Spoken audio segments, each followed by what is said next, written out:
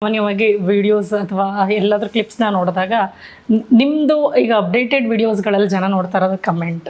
So ಆ ಥರ ಕಮೆಂಟ್ಸ್ನ ನಾನು ಇಂಟೆನ್ಷನಲಿ ಚೆಕ್ ಮಾಡಿದಾಗ ಎರಡು ಥರ ಬರುತ್ತೆ. ಒಂದು ವಿಚಾರ, ಒಂದು ಡಿ ಬಾಸ್ಗೆ ಇಲ್ಲಿ ರೈಟ್ ಹ್ಯಾಂಡಾಗಿ ನಿಂತ್ರಪ್ಪ, ತುಂಬ ನಿಯತ್ತಾಗಿ ನಿಂತಹ ಮನುಷ್ಯ ಅಂದರೆ ಅದು ಧನ್ವೀರ್ ಅಂತ ಬಹಳಷ್ಟು ಜನ ಅಪ್ರಿಷಿಯೇಟ್ ಮಾಡ್ತಾ ಇದ್ದಾರೆ. ಇನ್ನು ಕೆಲವರು ಅವ್ರ ಹೆಸರನ್ನ ಇವರು ಬಳಸ್ಕೊತಾ ಇದ್ದಾರೆ ಬೇರೆಯವ್ರ ಥರ, ಅದರಿಂದನೇ ಇಷ್ಟು ಜನ ಫ್ಯಾನ್ ಬೇಸ್ ಇವ್ರಿಗೂ ಹುಟ್ಕೊಳ್ತು ಅಂತ. What is your reaction?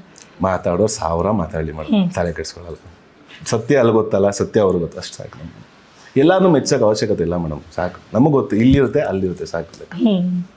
So ಅದಕ್ಕೊಂದು ಖುಷಿ ಇದೆ ನಿಮಗೆ ಒಟ್ಟಲ್ಲಿ? 100%. ನಾನು ಮಾಡಿದ್ರೆ ನಂಗೆ ತೃಪ್ತಿ ಇದೆ ಮೇಡಮ್. ನಾವು ಅವ್ರ ಪರವಾಗಿ ನಿಂತಿರೋದು ನಮ್ಗೆ ಏನು ಖುಷಿ ಅಂದರೆ ಅಷ್ಟು ಮಾಡಿದ್ರು ಯಾರು ಬರಲಿಲ್ವಲ್ಲ ಕಡೆಗೆ ನಾವು ಒಬ್ಬಂಟಿಯಾಗಿ ನಾವು ನಿಂತು ಮಾಡಿದ್ವಲ್ಲ, ಅದೊಂದು ಹೆಮ್ಮೆ ಇದೆ ನಮಗೆ. ಕರೆಕ್ಟ್. ಎಂಥ ಸ್ಥಿತಿಗೆ ಹೋದ್ರೂ ನಮ್ಮ ಅಣ್ಣ ನಾವು ಈಚೆ ಕರ್ಕೊಂಬಂದ್ರೆ ಅದು ಯಾವತ್ತೂ ಹೆಮ್ಮೆ ಇದೆ ನಮ್ಗೆ. ಎಸ್, ನಿಜವಾಗ್ಲೂ ನಿಮ್ಮ ಹಿಂದಿನ ಸಿನಿಮಾಗಳಿಗೆ ನೋಡಿದಾಗ ಈ ಸಿನಿಮಾಗಳು ನೋಡಿದಾಗ ಅದು ಒಂದು ರೀತಿ ಈ ಫ್ಯಾನ್ ಬೇಸ್ ರೇಷಿಯೋನ ನೋಡಿದ್ರೆ ಈಗ ಸರ್ ಅಂತ ಏರ್ಬಿಟ್ಟಿದೆ ಗ್ರಾಫಲ್ಲಿ ನೋಡ್ತಾ ಇದ್ರೆ. ಸೊ ಅದು ನಿಮಗೆ ಭಯ ಇಲ್ಲಾದ್ರೂ ಹುಟ್ಟಿದ್ಯಾ, ಏನಪ್ಪಾ ಇಷ್ಟು ಜನ ನನ್ನ ಸುತ್ತ ಸೇರಿದಾಗ? ಖಂಡಿತವಾಗ್ಲೂ ಮೇಡಮ್, ಅದೊಂದು ಇದ್ದೇ ಇರುತ್ತಲ್ಲ, ಅದೊಂಥರ ಅಳಕ್ ಇದ್ದೇ ಇರುತ್ತೆ.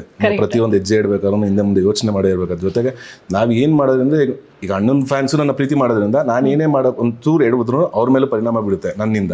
ಸೊ ಅದನ್ನ ಪ್ರತಿಯೊಂದು ಎಲ್ಲ ಥರನೂ ಯೋಚನೆ ಮಾಡಿ ನಾನು ಇದಿರ್ಬೇಕಾಗುತ್ತೆ.